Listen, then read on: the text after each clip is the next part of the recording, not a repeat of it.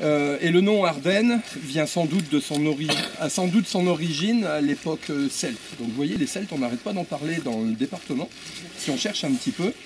Et il y avait une déesse à cette époque qui s'appelait Dauphine. Dea Arduina. Arduina. Elle chevauchait un sanglier.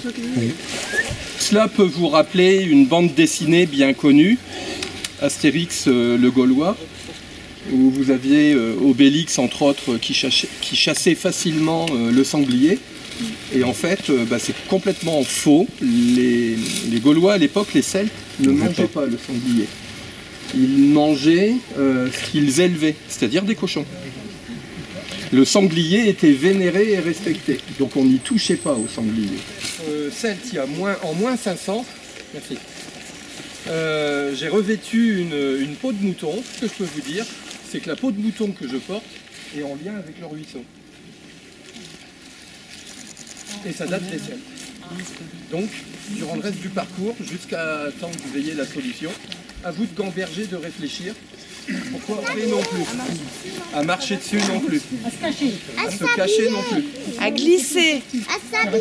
À s'habiller non plus. Faire un tapis volant. Il veut pas m'entendre, hein. J'essaye, mais...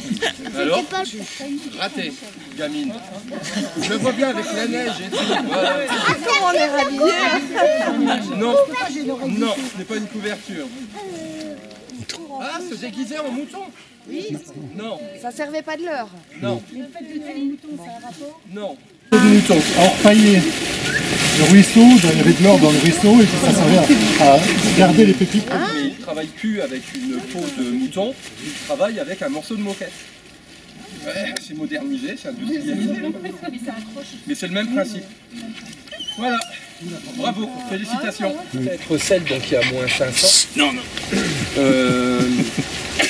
Vénérer tout ce qui était lié à la nature. Ils vivaient suivant les saisons. Et vénérer notamment les ruisseaux, tous les points d'eau, les sources, mais également la croisée des chemins, et ce qu'ils appelaient également les németons, c'est-à-dire que ce sont des espaces un peu comme il y a au-dessus. Ça fait comme une espèce de petite clairière. Celle-ci est toute petite, il n'y a pas d'arbre. C'est un petit espace vert. Et souvent dans la nature, donc c'est là qu'ils venaient faire leur fête. Ça se faisait souvent le soir aux torches. Et il rappelait ainsi l'histoire du village et il racontait les saisons. Donc c'était tout simplement un vécu saisonnier avec donc ce qui poussait, ce qu'il était le temps de faire et ce qu'on ne faisait pas. Voilà. C'était un calendrier vivant en fait, tout simplement. On va pas faire la décoration et malheureusement je pourrais pas célébrer la fête d'Artan en tenue de druide parce que le temps de la faire il fera nuit. Donc quand même par rapport donc, aux Celtes, c'est qu'ils faisaient ces fêtes par rapport aux solstices et aux équinoxes, c'est-à-dire par rapport à la position de la Terre, donc c'était de l'astronomie tout simplement. Et ce jour, ils brûlaient une bûche de chêne ou de pin, et la braise servait à allumer des bougies dans chaque maison. Et ils gardaient un morceau de cette bûche qui servait à allumer la bûche de l'année suivante. Donc c'était des rites tout à fait naturels. Et en ce qui concerne ce solstice d'hiver, il aura lieu exactement le 22 décembre à 5h47. Et 22 décembre, 5h47, que les jours rallongent. On est au milieu de l'hiver. Donc là, on a fait le plus dur, on redescend maintenant et on ira vers le printemps. Alors, Noël Il y a des comparaisons vient du gaulois Noyo, qui veut dire nouveau.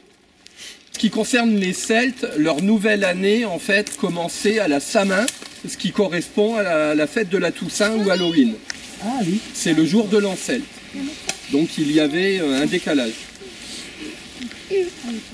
Alors à cette époque, ils décoraient des sapins, comme là c'est en train de faire, avec que des objets trouvés dans la nature pour fêter ce solstice. Et aucunement on achetait quoi que ce soit. C'était fait avec des noix, des pommes, des brindilles de houx, avec des feuilles enroulées avec un petit brin d'herbe, et c'était tout. Maintenant c'est devenu commercial. Oui, il n'y a pas photo, oui. Bah oui, il n'y a pas photo, c'est comme ça. Il y a le moine anglais Boniface qui décida de faire couper les chênes de la contrée, parce qu'à l'époque les Celtes faisaient plus cette décoration au niveau des chênes, de façon rare au niveau des sapins. Mais le problème, c'est que le moine anglais Boniface a fait couper tous les chênes pour éviter cette célébration. Et il ne restait que des sapins. Donc en fait, après, les Celtes se sont retrouvés à décorer des sapins. Voilà. Dans chaque village, il y avait un druide. Et à cette époque, comme là on est en balade, eh bien, le village suivait le druide et partait dans la nature pour célébrer ce calendrier. Et puis ensuite, il repartait et il festoyait, comme on retrouve dans la BD d'Astérix. Mais sans sanglier. Mais sans sanglier, vous avez tout compris.